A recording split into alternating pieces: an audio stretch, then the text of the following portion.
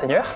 Bonjour. C'était prévu pour le 28 juin, mais pour des raisons d'organisation, c'est reporté au 26 juillet. C'est l'ordination sacerdotale de Alexandre Guillot. Oui, je voudrais d'abord dire toute ma joie au bout de 2 ans d'ordonner mon premier prêtre, le premier prêtre du diocèse, Alexandre Guillot. Ça a été reporté d'un mois parce qu'aussi il y a la reprise des séminaires et qui vont déborder sur le mois de juillet. Donc à l'issue du temps du séminaire, mais pas à 30 septembre, fin juillet à la cathédrale. Et en espérant aussi là que les conditions pour célébrer se seront encore élargies pour pouvoir accueillir le plus de monde possible pour cette ordination. Donc voilà, ça c'est un événement heureux, et pas trop en ce moment, donc il faut les souligner. Et oui, vraiment une très très grande joie. Et justement, nous sommes donc dans la semaine qui précède le dimanche des vocations, le dimanche du bon pasteur, et il y a toute une neuvaine qui a été lancée pour nous préparer, puisque c'est Jésus lui-même qui dit, priez pour que le Père envoie des ouvriers à sa moisson. Alors, cette question des vocations, d'abord, s'enracine dans la vocation fondamentale de tous les chrétiens, vocation de leur baptême. C'est là la vocation première. Et je dirais que si on veut avoir des vocations spécifiques, de prêtres, de religieux, de religieuses, c'est en vivant soi-même, d'abord à fond, sa vocation de chrétien, de baptisé, qui est la prière. Donc, aujourd'hui, c'est vrai que nous manquons de vocations spécifiques, de prêtres, de religieux, religieuses. Voilà, je crois que la cause principale, c'est un attiédissement de la foi, de la part de tous les chrétiens, moi le premier. Et donc, voilà, c'est vraiment en vivant à fond notre vocation à la sainteté reçue à notre baptême, par le don de l'Esprit Saint, de l'Esprit qui sanctifie, que pourront naître et se développer et s'épanouir des vocations de prêtres, de religieux, de religieuses. Quand on a, aujourd'hui, vous parlez du service des vocations et donc de ce que fait aussi le Père Para, on a beaucoup de choses qui ont été mises en place ces derniers temps. On a le cycle Saint-Jean-Paul II, le cycle Sainte-Thérèse de l'Enfant Jésus pour les jeunes qui cherchent leur vocation, cherchent à discerner. On a aussi l'année Mater Ecclésiae, on a de nombreux séminaristes.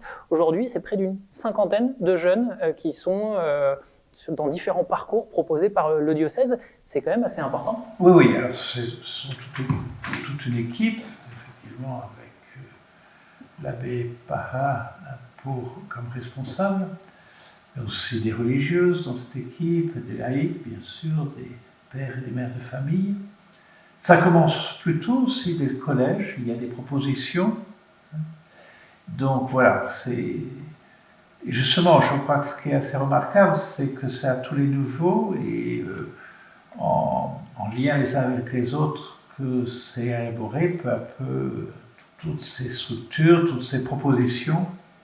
Mais voilà, je crois qu'on peut rendre grâce au Seigneur pour cette vitalité de la pastorale des vocations dans notre diocèse et remercier tous les acteurs qui participent. Ça sera ma dernière question. Qu'est-ce que vous diriez à des jeunes, justement, qui ne se sont pas forcément posé la question, ou se sont posé la question, mais en se disant que ce n'était pas pour eux, ou justement qui sont sur ce chemin aujourd'hui de discernement? Quel message vous voudriez leur adresser? Eh bien, si justement ils se sont dit que ce n'est pas pour eux, c'est qu'ils se sont quand même posé la question et que peut-être la question reste au fond d'eux-mêmes. Donc, je crois que là, il est bon de pouvoir parler avec quelqu'un de confiance. Alors, chaque soir est personnel. alors il y a des constantes, mais quand même, voilà, le Seigneur nous fait signe dans notre vie. Hein. Les petits signes, ils ne s'approchent jamais, ils ne forcent pas la porte. Hein.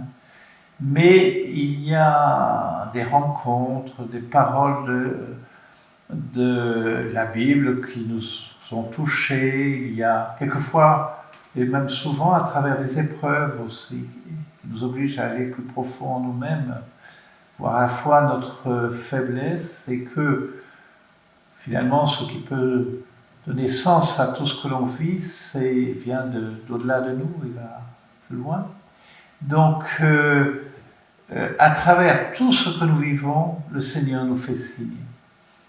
Et je conseillerais aux jeunes d'avoir, oui, une personne de confiance, un chrétien, une chrétienne, un prêtre, à qui rencontrer régulièrement, tous les mois ou tous les 2 mois, et pour parler un peu de ce que l'on ressent. Encore une fois, pour grandir d'abord dans sa vocation baptismale, de baptiser, pour vivre vraiment notre foi de chrétien. Et si on fait tout ce travail-là, avec la grâce de Dieu, après, ensuite, peu à peu, le Seigneur nous éclaire sur sans doute ce qu'il attend de nous pour la vie, pour nous rendre heureux, hein, parce que c'est une vocation au bonheur d'abord. Hein.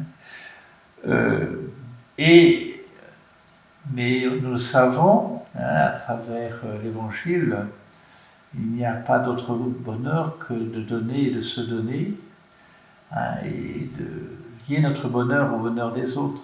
Hein, donc, que ce soit comme père ou mère de famille, comme époux, épouse, comme voilà, et aussi dans nos engagements, hein, dans l'Église et dans la société.